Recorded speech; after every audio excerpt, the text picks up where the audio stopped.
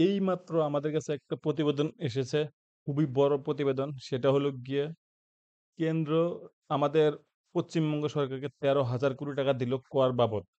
অর্থাৎ আমরা কি বলতে পারি যে আর্থিক অবরোধ যেটা চলছিল কেন্দ্র আর রাজ্যের মধ্যে সেটা উঠে গেল?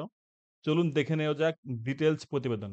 তার আগে বলে রাখি আপনারা যদি এই চ্যানেলে নতুন হয়ে থাকেন তাহলে পরে অবশ্যই গভর্নমেন্ট জ্ঞান চ্যানেলটিকে সাবস্ক্রাইব করবেন এবং যদি ভিডিওটি ভালো লাগে তাহলে অবশ্যই লাইক, কমেন্ট, শেয়ার করতে ভুলবেন না।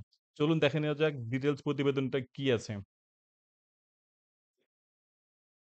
কেন্দ্রের বিরুদ্ধে আর্থিক বঞ্চনার অভিযোগ গত প্রায় ৪ বছর থেকে চলছে। প্রায় সেই ২০২১ সালের ডিসেম্বর মাস থেকে চলছে এই অভিযোগ যে কেন্দ্র রাজ্য সরকারকে অর্থাৎ পশ্চিমবঙ্গ সরকারকে উম বিশেষ করে ১০০ দিনের কাজ এবং যে প্রধানমন্ত্রী আবাস যোজনা আছে সেই প্রকল্পে টাকা দিচ্ছে না।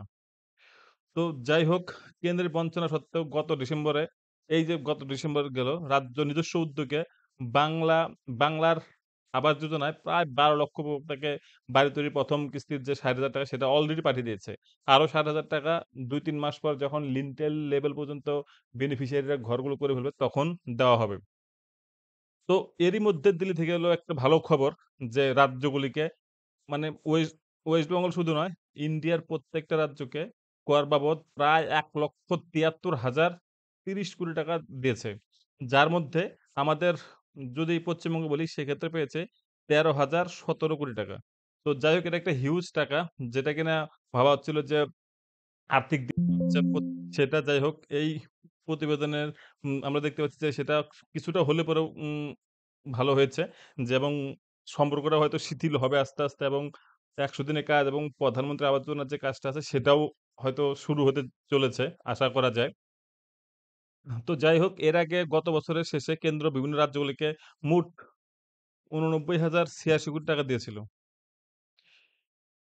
রাজ্যের অভিযোগ ছিল যে ২০২১ সালে বিধানসভা ভোটে পরাজয়ের পর থেকে আবাস যোজনা ১০০ দিনের কাজ সহ বিভিন্ন প্রকল্পে বাংলায় বরাদ্দ আটকে রেখেছে কেন্দ্র।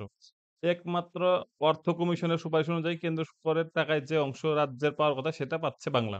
অর্থাৎ আমরা যে 15 ফিন্যান্স এর কাজ করি, সেই 15 ফিন্যান্স এর কাজটাই একমাত্র ঠিকঠাক করে চলছে এবং সেখানে টাকাও ঠিকঠাক করে আসছে।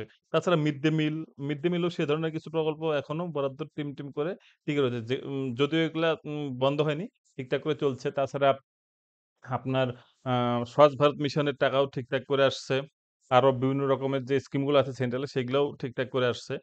এমন পরিস্থিতিতে ২ মাসের মধ্যে পরপর দুবার বাংলা কেন্দ্র বরাদ্দ পাওয়ায় বরফগুলো আগেও একবার পেয়েছিল এবং এবারও পেল।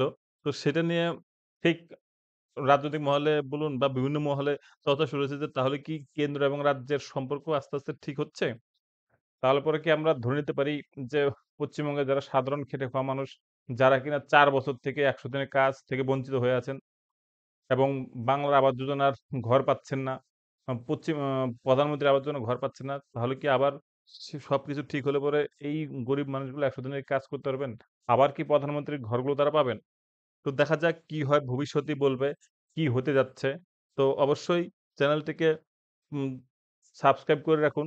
পরবর্তীতে এরকম আরো হট নিউজ পাওয়ার জন্য অবশ্যই লাইক, কমেন্ট, শেয়ার করতে থাকুন। ধন্যবাদ।